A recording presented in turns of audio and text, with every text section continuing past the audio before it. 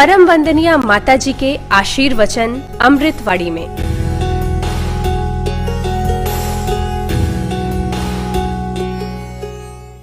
परमार्थ के लिए जो करता है वही देवता हो जाता है और वही नर से नारायण हो जाता है।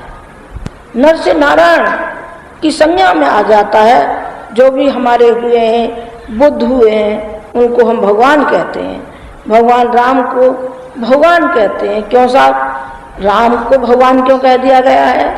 अरे वो तो उन्होंने तो मनुष्य में जीवन लिया था, कृष्ण ने मनुष्य में जीवन लिया था, लेकिन भगवान है क्योंकि वो अपने लिए नहीं, सारी सृष्टि के लिए थे, सारी मानव जाति के लिए थे, अपने नियत स्वार्थ के लिए नहीं थे। जब राम वनवास को गए तो क्या था, साथ में उनके वो देवता थे। कौन? रीछ बानरों के रूप में, चाहे वो छोटी स्थिति के क्यों ना हो। यहाँ पैसे से नहीं तोड़ा जा रहा किसी को, यहाँ तो उसके व्यक्तित्व और उसकी निष्ठा और उसकी श्रद्धा से है कि व्यक्ति का व्यक्तित्व है और उसके मन में कुछ इच्छा है, कुछ कर गुजरने का है, हौसला है, तो वो हर कीमत पे करेगा, हर कीमत पे आगे आएगा। राम ने वो काम किया, असुरता का विनाश, राम राज्य की स्थापना।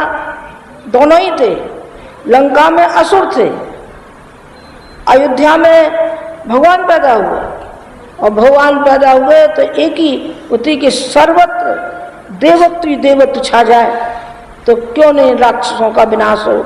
हम उन राक्षसों के व्यक्तियों के लिए नहीं कह रहे हैं, हम तो जो राक्षसी वृत्ति है, वृत्ति अलग है। राक्षस कोई दो सिंग वाले होते हैं, ये हमने तो नहीं देखे कहीं पुस्तकों में, उनमें तो दिखा देते हैं उनके चित्र ऐसे ऐसे सिंह वाले, और कहीं किसी व्यक्ति के सिंह देखे आपने?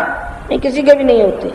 मनुष्य की जो अंतरंग की जो प्रवृत्तियां हैं, उन्हीं को देवत्व की संज्ञा दी गई है, उन्हीं को दैत्य की संज्ञा दी गई है। दैत्य की संज्ञा वो जो अपने निहत स्वार्थों के लिए और दूसरों के जो विनाश के लिए खड़े हैं, वो ये कौन है? जो असुर है, असुर है। देवत्व कौन है? जो देता है, अपना समय देता है, अपना पैसा देता है, जो भी कुछ है वो उसका ज्ञान है, वो अपना ज्ञान देता है और वो देता रहता है, देता रहता है, देता रहता है। इसलिए वो देवता की श्रेणी में आए। आप नहीं कर सकते कोई अच्छा काम? क्यों नहीं कर सकते हैं? आप समय नहीं दे सकते? बिल्कुल दे सकते हैं, समय दे सकते हैं, अंशदान दे सकते हैं। नहीं साहब, हम तो कोई खाते पीते नहीं। बेटे, ये खाते पीते गरीब का सवाल नहीं है, सवाल उसकी आस्थाओं का है कि जब गृहिणियां घर में पकाती हैं और पका करके खिलाने से पूर्व वो गौग्रास निकालती हैं, अग्निहोत्र करती हैं। जिनके यहाँ गैस भी है वो भी कहीं न कहीं से कोयला लाएंगी और जलाएंगी, उस पर अग्निहोत्र करेंगे। इसका क्या मतलब है? इसका मतलब है हम त्यागते हैं, होमते हैं, देते हैं। भगवान तुझे खिला करके तभी तो हम खाएंगे। तो जो विश्व मानव के रूप में जो भगवान है, इसको खिला करके ही तो हम खाएंगे, इसे कुछ दे करके ही तो हम चलेंगे। पैसा नहीं है तो ज्ञान तो है हमारा, भावनाएं तो हैं, प्यार तो है। प्यार से तो अच्छे अच्छे शेर भी काबू में आ जाते हैं। एक तो डंडे से आते, दूसरे प्यार से आते हैं। नहीं, डंडा तो हमने किसी को सिखाया नहीं है, हमने एक ही सिखाया उनको, प्यार और मोहब्बत। प्यार और मोहब्बत से और त्याग से, तपस्या त्याग से तो जाने व्यक्ति जाने कहाँ से कहाँ पहुँचता है। गुरु जी ने जीवन पर्यंत के लिए अपने गुरु को अपने हृदय में उतारा था।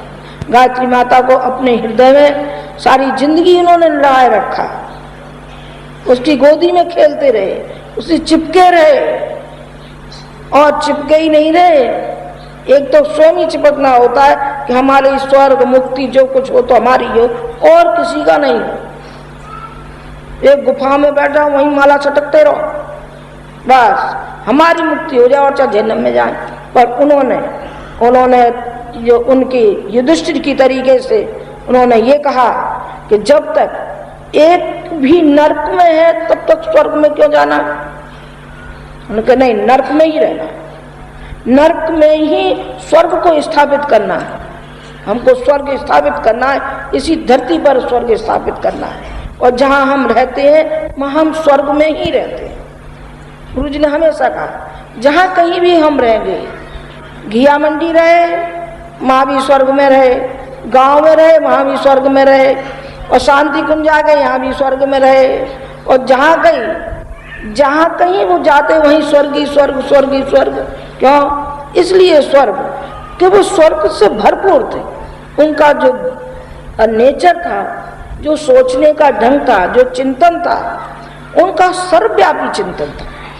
उनका सर्वव्यापी चिंतन था किस तरीके से इस आग में से इनको निकाला जाना चाहिए, और आग में से निकाल के फिर इनको ये भी सिखाना चाहिए कि आग पर छलांग लेकर के कैसे जाता है व्यक्ति। छलांग लगाओ, हिम्मत करो, हिम्मत करो, हिम्मत करो। जिस तरीके से सर्कस में सिखाते हैं वो उस तरीके से उन्होंने सर्कसबाजी तो नहीं सिखाई, कलाबाजी तो नहीं सिखाई, लेकिन उन्होंने एक सिद्धांत सिखाया, उन्होंने भावनाएं सिखाई, उन्होंने आस्थाएं सिखाई, उन्होंने निष्ठा सिखाई। उससे व्यक्ति कहाँ से कहाँ पहुँचते हुए चले गए। जरा जरा से बच्चे जब आए थे क्या लेकर के आए थे? कुछ नहीं, बन गए तो जाने क्या क्या बनते हुए चले गए, जाने क्या क्या बनते हुए चले गए। आप भी जाने क्या क्या बनते हुए चले जा रहे हैं, उससे बनते हुए चले जा रहे हैं जिससे आप जुड़े हैं। आपसे एक ही मुझे तो बात कहनी है, आप संकल्प लीजिए। मैं न केवल दिल्ली की कह रही हूँ, न मैं केवल यूपी की कह रही हूँ, न मध्य प्रदेश की कह रही हूँ, न गुजरात की कह रही हूँ, मैं पूरे राष्ट्र के लिए कह रही हूँ और पूरे विश्व के लिए कह रही हूँ। पूरे विश्व के लिए कह रही हूँ कि जहाँ भी हमारे व्यक्ति हैं वो संगठित हों, जहाँ हमारे परिजन हैं संगठित हों। संघ शक्ति, संगठन की शक्ति बड़ी अपार है, बड़ी अपार है। दुर्गा को जो संज्ञा दी है संघ की शक्ति की दी है।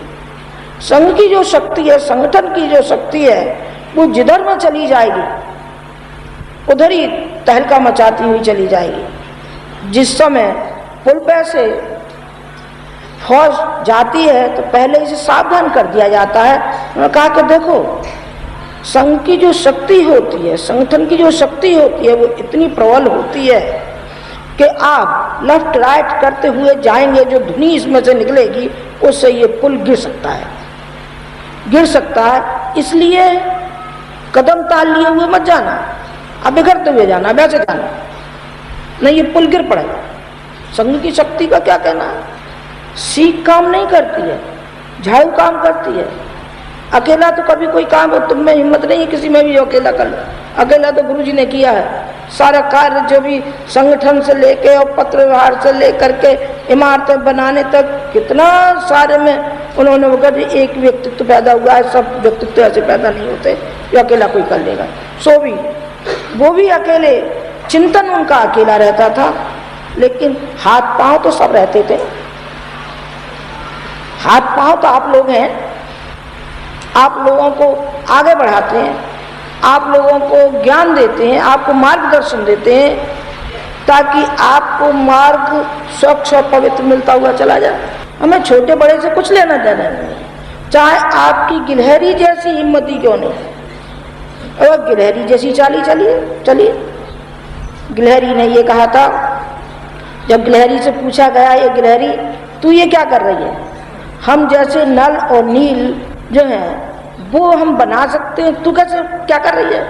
उन्होंने कहा मुबारक है आपके लिए, पर मैं तो जो मेरी हिम्मत है मैं वो ही करूँगी। और बालू को लपेट ले जाती थी और समुद्र में छोड़ देती थी। बालू को लपेट लेगी फिर छोड़े। उन्होंने कहा कि तू पुल बांध लेगी? उन्होंने कहा बांध लूंगी कि नहीं बांध लूंगी, पर मेरा मन जरूर है, भीतर से मन ये कह रहा है कि पुल बनेगा, जरूर बनेगा। छोटी छोटी शक्तियाँ ही क्यों न हो, या इकट्ठी होकर के लग जाती हैं तो क्या से क्या गजब का कार्य होता हुआ चला जाता है।